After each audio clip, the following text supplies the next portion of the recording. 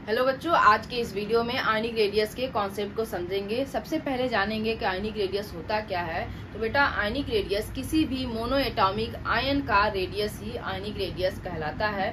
Definition देखो, ionic radius of a mono atomic ion is called ionic radius. In other word, the ionic radius of an element is measure of the size of an ion. Ion के size का जो major होता है, माप होता है, वही क्या होता है, किसी एलिमेंट का आयनिक रेडियस होता है। जैसे देखो आप इस फिगर के थ्रू कि ये क्या है, न्यूक्लियस है। न्यूक्लियस के ये सेल हो गए।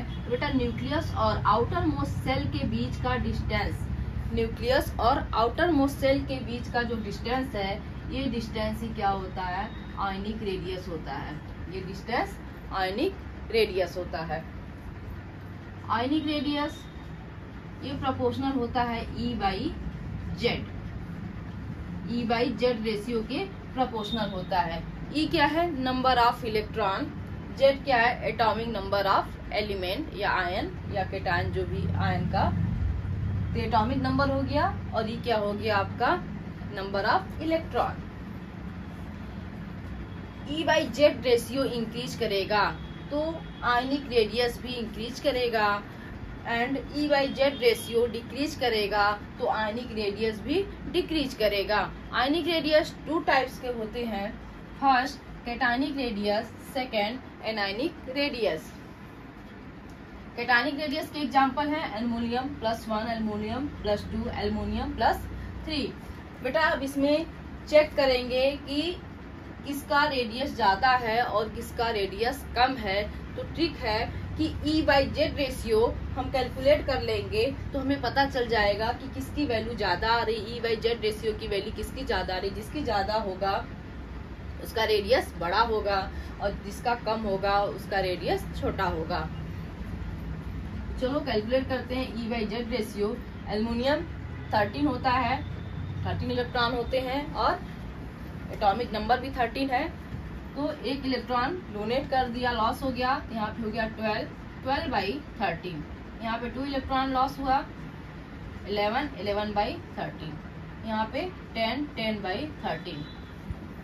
ये देखो, जैसे जैसे चार्ज इंक्रीज हो रहा है, नंबर ऑफ इलेक्ट्रॉन डिक्रीज हो रहा है। इट मीन्स कि E/Z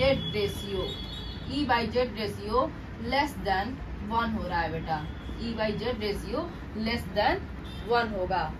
देखो, यदि हम एल्युमिनियम का यहाँ पे निकालें तो एल्युमिनियम में इलेक्ट्रॉन 13, एटॉमिक नंबर 13, इसकी वैल्यू 1 आ रही, कोई चार्ज नहीं है, न्यूट्रल है। जिसका जो रेशियो आ रहा है E/Z 1 आ रहा है। जैसे जैसे चार्ज इंक्रीज हो रहा है तो E/Z की वैल्यू 1 से कम होती जा रही है।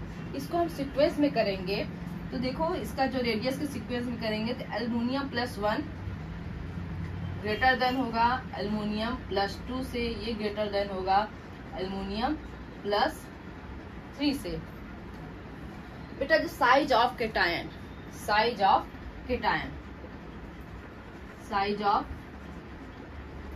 Cation inversely proportional to magnitude of charge. Inversely proportional to magnitude of charge. Charge increase करेगा तो साइज ऑफ केटायन का साइज क्या होगा, डिक्रीज करेगा। यानी नीचे की वैल्यू ये बड़ी होगी तो साइज ऑफ केटायन छोटा होगा, नीचे की वैल्यू ये छोटा होगा। यानी चार्ज मैग्नीट्यूड ऑफ चार्ज छोटा होगा तो साइज ऑफ केटायन बड़ा होगा। तो यहाँ पे देखो, ये चार्ज ज्यादा है, +3 चार्ज है। जब ज्यादा चार्ज होगा तो साइज क्या होगा, छोटा होगा, और कम चार्ज है तो साइज क्या होगा, बड़ा होगा। सेकंड देखते हैं एनायनिक रेडियस। एनायनिक रेडियस ये एग्जांपल हो गया N-1, N-2, N-3। इसका भी बेटा E/Z कैलकुलेट करेंगे। अब देखो, E/Z नाइट्रोजन का 7 होता है, एक इलेक्ट्रॉन गेन कर लिया, ले लिया तो हो गया 8/7।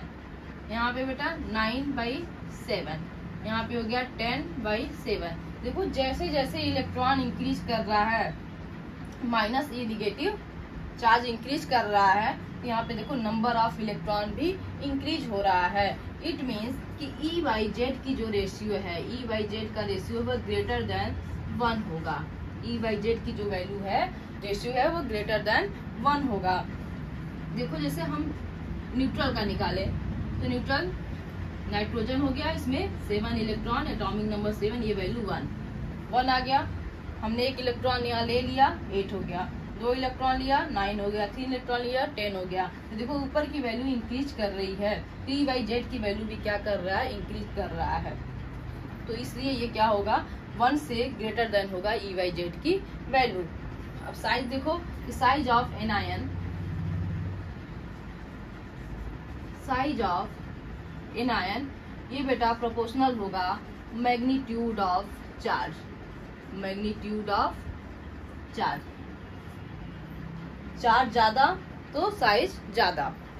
देखो इसका चार्ज ज्यादा, अब इसको सीक्वेंस में करोगे तो n-1 less than n-2 less than n-3। Charge ज्यादा तो साइज बड़ा, चार्ज छोटा तो साइज छोटा। देखो ये हो गया size of anion proportional to magnitude of charge. तो बेटा एक रिलेशन निकल के आता है कि size of cation, size of cation ये होगा लेस देन न्यूट्रल, फिर ये लेस देन होगा बेटा anion, size of anion, size of anion space कम है इसलिए देखो न्यूट्रल। कैसे बेटा ये कम होगा, देखो ई बाई जेड की जो वैल्यू है यहाँ पे, ई बाई जेड की वैल्यू लेस देन 1 है। ई बाई जेड की वैल्यू केटायन की लेके आया लेस देन 1 आया। अब न्यूट्रल में देखो, न्यूट्रल जो एलिमेंट है उसमें 1 आ रहा है ई बाई जेड की वैल्यू, तो न्यूट्रल के लिए आ गया यहाँ पे ई बाई जेड की वैल्यू जो आया ये आया 1 आया।